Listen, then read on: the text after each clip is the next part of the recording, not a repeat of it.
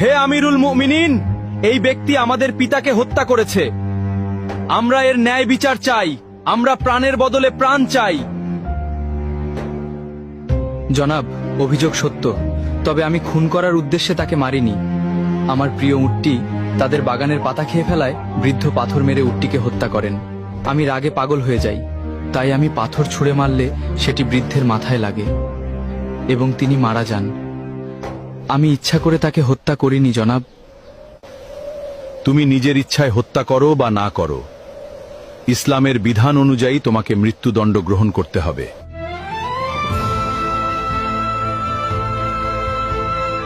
আমিরুল মুমিনিন, যেহেতু ইসলামী বিধান অনুযায়ী আমাকে শাস্তি পেতেই হবে, সেহেতু আমি এটা মেনে নিচ্ছি। তবে আমাকে 3 দিন সময় দিন। আমার কাছে একটি এতিম বাচ্চার কিছু সম্পদ রাখা আছে। আমাকে গ্রামে গিয়ে সেই এতিম বাচ্চার আমানতটি বুঝিয়ে দিয়ে আসতে দিন, না হলে হাসরের মাঠে আমাকে খেয়ানতের দায়ে অপরাধী হতে হবে।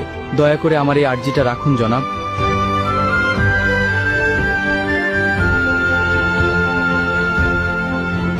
ঠিক আছে, আমি তোমাকে ছেড়ে দিতে পারি, কিন্তু শর্ত হলো কাউকে তোমার জামিনদার হতে হবে। তুমি ফিরে না এলে তাকেই তোমার বদলে মৃত্যুদণ্ড দেওয়া হবে।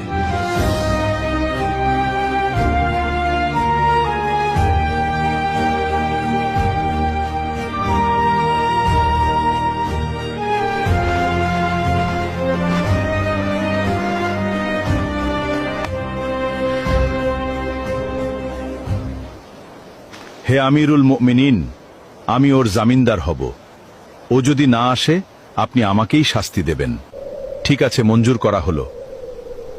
3 দিনের মধ্যে যদি তুমি ফিরে না আসো, তাহলে তোমার পরিবর্তে আবু যর গিফারিকে হত্যা করা হবে।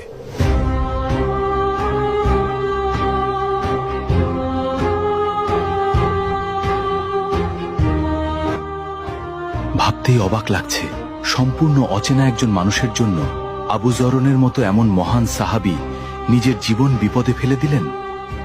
আল্লাহ না করুন ওই বেদুইন যুবক যদি আজ ফিরে না আসে, তবে আমাদের মাঝ থেকে এমন একজন শ্রেষ্ঠ মানুষের প্রাণ চলে যাবে। কি যে হবে আজ।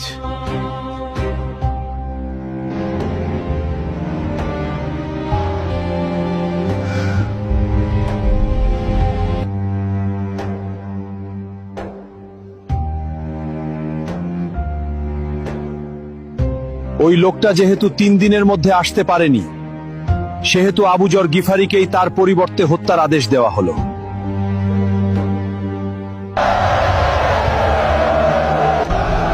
থামুন, সে ফিরে এসেছে।